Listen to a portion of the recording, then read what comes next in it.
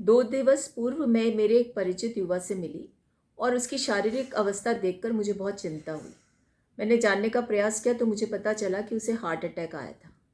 जब ये देखा तो मुझे लगा कि मुझे अपने इस चिंता को आप सबके साथ साझा करना चाहिए और ये सामाजिक तौर पर हम सबकी चिंता का विषय है कि क्यों देश में युवाओं को हृदयघात की समस्या का सामना करना पड़ रहा है, क्यों उनका दिल कमज़ोर हो गया है। और बहुत से जो अनुभवी लोग हैं उनसे मैंने इस पर विमर्श किया और मैं समझती हूँ कि अमूमन सबका एक ही आकलन था कि कुछ कारक हैं जिसके कारण हमारे देश की जो आबादी है युवा, वो हृदयघात से ग्रसित हो रही है, दिल के रोग से ग्रसित होती जा रही है। और उनमें से मुख्य तौर पर जो कारक है मैं मानती हूँ कि हमारी लाइफस्टाइल, हमारा खान-पान, हमारा गैजेट्स का अत्यधिक उपयोग करना, हमारे पर्यावरण में प्रदूषण का होना और सबसे बड़ा कारक है स्ट्रेस, क्योंकि कंपटीशन के इस दौर में हम लोग इससे सबसे ज़्यादा ग्रसित रहते हैं।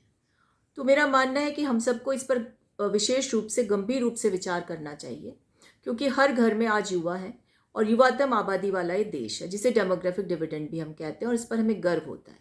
लेकिन इसी डेमोग्राफिक डिविडेंड में जब हम देखते हैं कि 21 वर्ष का युवा, 20 वर्ष का युवा, 40 वर्ष तक के जो युवा हैं वो हृदय रोग से ग्रसित हैं, तो बहुत चिंता का विषय हो जाता है, क्योंकि एक बार किसी व्यक्ति को हार्ट अटैक आता है तो उसका जो दिल है वो बहुत कम कैपेसिटी के साथ काम करता है। वो डिपेंड करता है उसके शरीर के या शारीरिक संरचना पर कि उसकी कितनी कैपेसिटी है। जिस युवक की मैं बात कर रही हूँ उसका हृदय जो 40% कैपेसिटी पर पंपिंग करता है। तो ये बहुत चिंता का विषय है, क्योंकि 40% कैपेसिटी पर पंपिंग तब होती है जब आपको बहुत गंभीर हृदयघात हुआ या हार्ट अटैक आया हो। तो मैं चाहती हूँ कि हम सब इस चीज़ को लेकर के चिंतित हों, और चिंतित इसलिए हो ताकि हम युवाओं का मार्गदर्शन कर सकें। और मार्गदर्शन करने का तरीका यही है कि जो मुख्य 5 कारक मैंने आपके सामने रखे, जिसे प्रमुख है स्ट्रेस। अब स्ट्रेस का कारण तो यह है कि हमारा घर का वातावरण, हमारा जो व्यवसाय का स्थान है वहाँ का वातावरण, या फिर हमारी कोई और चिंता जिसे लेकर के चाहे भविष्य बनाने की, करियर बनाने की, या फिर अपनी और चिंताओं से ग्रसित होने का कारण होता है। और इसमें हमारा योगदान सिर्फ इतना हो सकता है कि हम उनके निजी परिजन होने के नाते, मित्र होने के नाते उनके इस अवसाद को कम करने में किसी न किसी स्वरूप में योगदान दें। ऐसा महसूस हो कि हमारा परिचित अवसादग्रस्त है तो उसके अवसाद को कम करने का प्रयास करना चाहिए, उससे वार्ता करनी चाहिए। उसकी जो समस्या है या सामंजस्य नहीं बिठा पाने की जो स्थिति है उसमें योगदान दे करके उसकी जो सोच है उसमें एक तरह से समन्वय के को स्थापित करने का प्रयास करना चाहिए। दूसरी बात ये हुई कि अगर हम अपनी लाइफस्टाइल को चेंज कर लें। अब देखिए, स्ट्रेस को कम करने में सबसे महत्वपूर्ण काम करता है आपका खान-पान और आपका योग, और आपकी दिनचर्या को किस प्रकार से आप निर्वहन करते हैं।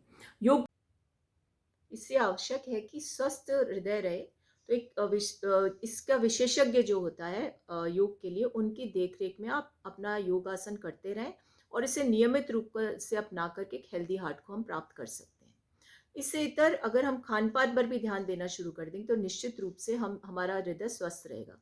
अब समस्या ये है कि हमारे यहाँ जंक फूड की इतना ज़्यादा प्रचलन हो चुका कि इससे पीछा छुड़ाना बेहद मुश्किल हो गया। अब ज़रूरी है कि सरकार भी स्तर पर सोचे और समाज के रूप में भी हम इस पर एक अंकुश लगाने का प्रयास करें। क्योंकि अमूमन हार्ट को जो सबसे ज़्यादा प्रॉब्लम होती है वो होती है ट्रांस फैट से, जो कि वनस्पति घी और तेल के माध्यम से हमारे शरीर में जाता है। कोलेस्ट्रॉल भी उतना हानिकारक नहीं है जितना कि ट्रांस फैट, और ट्रांस फैट का मुख्य जरिया जो होता है वो होता है जंक फूड। इसलिए ज़रूरी है कि हमें इसे समग्र रूप से एक दबाव के रूप में अपना करके कि इसे हमें नहीं खाना या नहीं खाने देना, इसके लिए प्रयास करना चाहिए। और सरकारी स्तर पर इसके लिए एक दबाव बनाया जाना चाहिए कि इस पर ज़्यादा से ज़्यादा टैक्स लगाया जाए ताकि लोग जो है इससे विमुख हों। जैसे कि स्मोकिंग के लिए हम लोग एडवर्टाइज़ करते हैं कि ये हानिकारक है हमारे शरीर के लिए, उसी प्रकार ऐसे खाने से भी परहेज़ किया जाना चाहिए। अब इससे आगे हम चलते हैं कि आप कैसा खाना खाएँ। खाना खाने का तरीका हमारी प्राकृतिक जो पद्धतियाँ उसमें बहुत अच्छे से वर्णित है। यानी कि मोटा अनाज खाना चाहिए, फलों को खाना चाहिए, सलाद का सेवन करना चाहिए और नियमित रूप से भोजन करना चाहिए ताकि इन चीज़ों से इन चीज़ों के अभाव में जो बीमारियाँ होती हैं वो हमें नहीं लगें। अब इसके आगे अगर हम चलें तो देखें कि आज की जो लाइफ़स्टाइल है, उसमें पर्यावरण को लेकर भी हमें चिंतित होना चाहिए। क्योंकि पर्यावरण प्रदूषित हो चुका और इसके दूषण के कारण सबसे ज़्यादा जो असर पड़ता है वो लंग्स और हार्ट पर पड़ता है। अगर पर्यावरण के संरक्षण के प्रति सब सावचेत होंगे तो ये एक बहुत ही कह सकते हैं बहुत लॉन्ग टर्म मेजर्स के रूप में इसे देखा जाना चाहिए और इसमें सबकी भूमिका प्रमुख है। इसके अलावा आपने देखा कि आज के इस दौर में सबसे ज़्यादा हम लोग किस तरफ इंक्लाइंड है, वो है सोशल मीडिया। और सोशल मीडिया के साथ-साथ हमारे जीवन में, या यूँ कह सकते हैं जीवन के संचालन में जिन चीज़ों की भूमिका हो चुकी, वो है गैजेट्स। और हम देखते हैं कि हमारा अधिकांश समय उन गैजेट्स के संचालन में या उनके उपयोग में लगा रहता है, और इसके कारण बहुत सी व्याधियाँ हमारे शरीर में आ जाती हैं।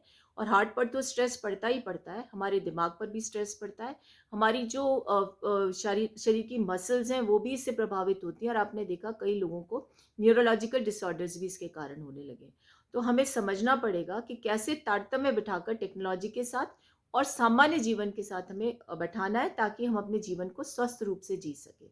तो ये कुछ चीज़ें जिनके बारे में हमें बहुत ज़्यादा विचार करना चाहिए, क्योंकि जब युवा आबादी जो है इस तरह से हृदयघात से ग्रसित होगी, हृदय रोग से ग्रसित होगी,